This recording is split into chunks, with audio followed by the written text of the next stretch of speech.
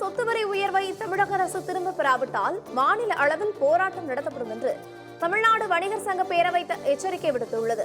மயிலாடுதுறையில் நடைபெற்ற வணிகர் சங்க பேரவையின் மாவட்ட ஆலோசனை கூட்டத்தில் மாநில தலைவர் சவுந்தரராஜன் கலந்து கொண்டார்.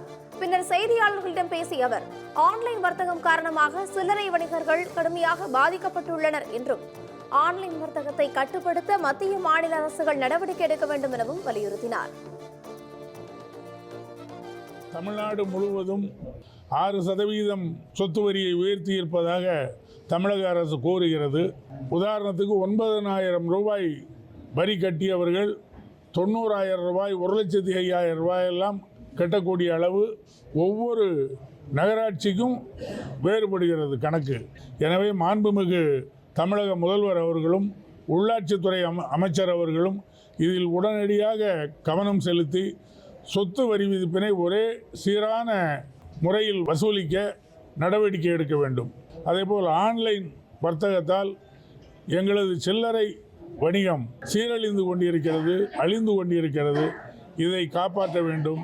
மத்திய மாநில அரசுகள் அதற்கு உரிய நடவடிக்கை எடுக்க வேண்டும்.